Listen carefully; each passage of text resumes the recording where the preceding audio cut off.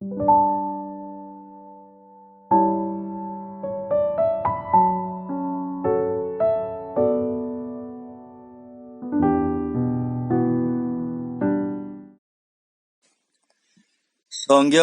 로마서 6장 23절에 죄의 삭은 사망이라고 기록되어 있듯이 이 세상에 태어난 사람은 누구나가 예외 없이 모두가 사망에 이르게 됩니다.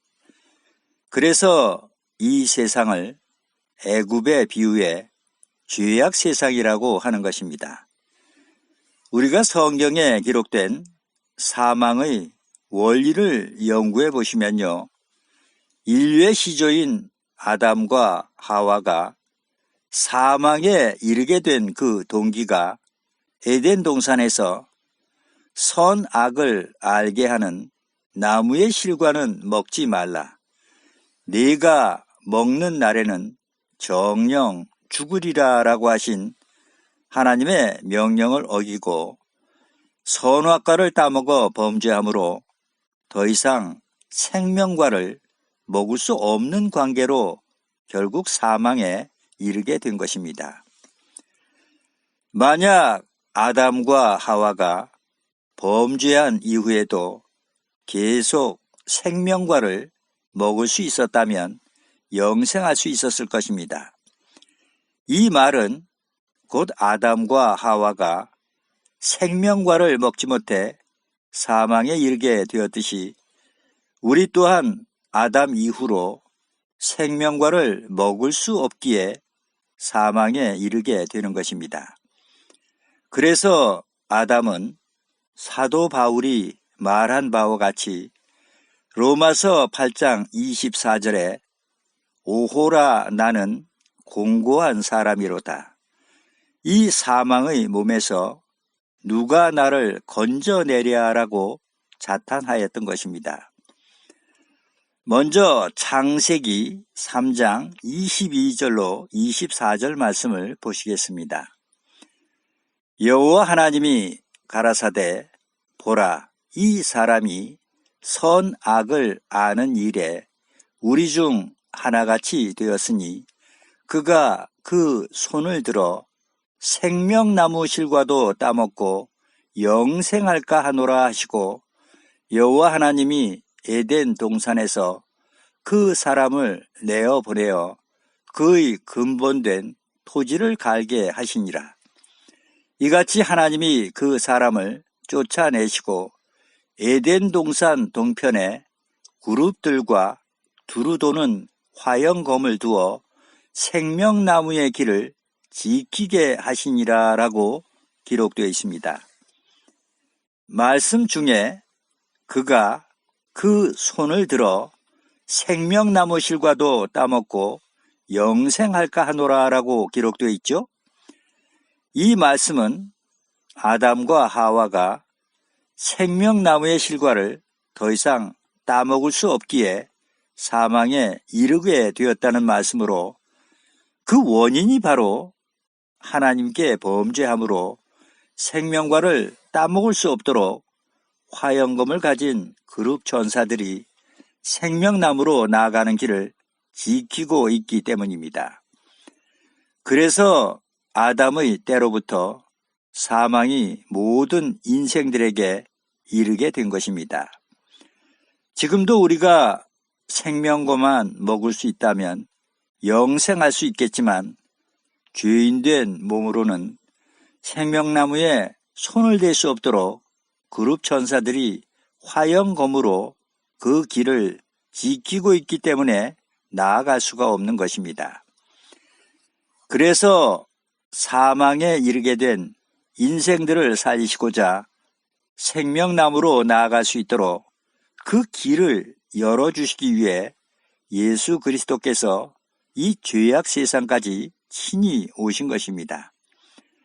이는 십자가에서 흘리신 그리스도의 보혈로 정결함을 받은 사람만이 생명나무에 나아갈 수 있는 특권과 거룩한 성에 들어갈 권세를 얻게 되는 것입니다. 요한계시록 7장 14절에 이는 큰 환난에서 나오는 자들인데 어린 양의 피에 그 옷을 씻어 희게 하였느니라. 22장 14절에는 그 두루마기를 빠는 자들은 복이 있으니 이는 저희가 생명나무에 나아가며 문들을 통하여 성에 들어갈 권세를 얻으려 함이로다라고 기록되어 있습니다. 이 말씀 중에 문들을 통하여라는 말씀이 있죠. 이는 예수님께서 요한복음 10장 7절에 당신을 가리켜 나는 양의 문이라라고 말씀하십니다. 9절에는 내가 문이니 누구든지 나로 말미암아 들어가면 구원을 얻고라고 말씀하십니다. 10절에서는 내가 온 것은 양으로 생명을 얻게 하고 더 풍성히 얻게 하려는 것이라 라고 기록되어 있습니다. 이 도피성 지구에 사는 사람들은 모두가 죄인으로 이 땅에 태어났습니다. 그런데 자신이 마치 의인인 양 행세하는 사람들도 많죠? 하지만 아무리 의인이라 해도 그리스도의 보혈의 공로 없이는 결코 어느 누구도 생명나무에 나아갈 수가 없습니다. 그러나 이 세상에서 아무리 죄가 많은 사람이라도 예수 그리스도의 보혈로 정결함을 받은 사람은 생명나무에 나아갈 수 있는 특권이 주어집니다. 모세 율법에도 이 같은 생명나무의 진리와 하나님의 뜻을 십계명을 통해서 잘 나타내주고 있습니다. 십계명을 담은 법궤 위 속죄소 양편에 두 그룹 천사가 서 있는 것은 바로 에덴 동산에서 화영검을 들고 생명나무의 길을 지키던 그룹 천사들을 나타내주고 있습니다. 그래서 일반 사람으로서는 지성소에 들어오지 못하도록 법궤 위에 그룹 천사가 지키고 있는 것입니다.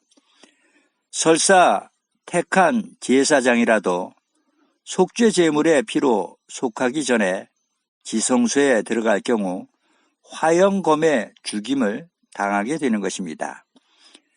레위기 16장 2절에 여호와께서 모세에게 이르시되 내 형 아론에게 이르라. 성소의 장한 법궤 위 속죄소 앞에 무시로 들어오지 말아서 사망을 면하라. 내가 구름 가운데서 속죄소 위에 나타남이니라 라고 기록되어 있습니다. 누구든지 법궤를 만지거나 법궤 곁에 가까이 간다면 죽임을 당하게 되는 것은 에덴 동산에 생명나무를 지키던 그룹 천사가 화영검을 가지고 있었듯이 법궤를 지키는 두 그룹 천사도 화영검을 가지고 있기 때문입니다. 사무엘상 6장 19절에 벳세메스 사람들이 여호와의 궤를 들여다본 고로 그들을 치사 5만 70인을 죽이신지라 라고 기록되어 있습니다. 십계명을 둔 지성소에 들어가는 것은 장차 하늘 생명나무와 거룩한 성에 들어갈 수 있는 진리를 보여주신 것입니다. 그러기에 택한 제사장이라도 속죄 제물의 피로 정결함을 받은 후에야 지성소에 들어갈 수 있었던 것은 바로 장차 십자가에서 흘리실 예수 그리스도의 보혈로 우리가 정결함을 덧입어 하늘 생명나무와 하늘 도성에 들어가게 될 것을 진리로 보여주신 것입니다. 다시 말해서 십계명은 아담과 하와가 따먹던 생명과 대신해 주신 것입니다. 그래서 예수님께서도 마태복음 19장 17절에 네가 생명에 들어가려면 계명들을 지키라라고 말씀하신 것입니다. 히브리서 9장 11절로 12절의 말씀을 제가 봉독해 올리겠습니다.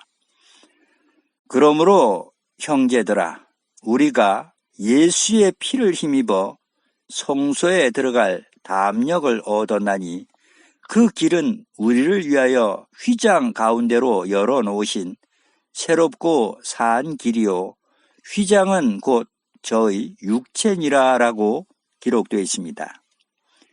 여기서 새롭고 산 길이요라는 말씀은 바로 유월절 어린 양 되시는 예수 그리스도의 피로 생명나무와 하늘 도성에 들어가게 될 것을 나타내 주시는 말씀입니다. 그런데 우리가 여기서 한 가지 궁금한 점이 있습니다.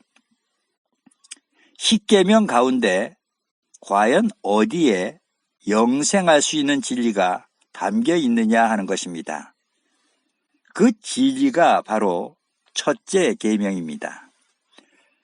지금 이 세상에 하나님을 믿는다 하는 사람들은 많지만 정작 첫째 계명 속에 어떤 진리가 담겨 있는지는 알지를 못한 채 신앙생활을 하시는 분들이 너무도 많습니다.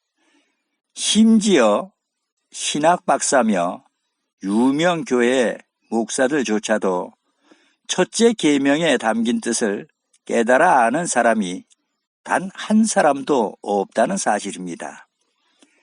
이 진리야말로 우리를 구원의 길로 이끄는 성경 속 최고의 비밀이자 핵심 진리라 할 수 있습니다.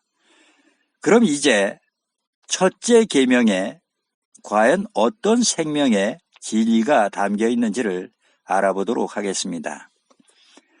마태복음 22장 36절에 한 율법사가 예수님께 묻기를 선생님이여 율법 중에 어떤 계명이 크니까라고 묻자 예수님께서는 37절로 38절에 내 마음을 다하고 목숨을 다하고 뜻을 다하여 주 너희 하나님을 사랑하라 하셨으니 이것이 크고 첫째 되는 계명이요라고 말씀하셨습니다.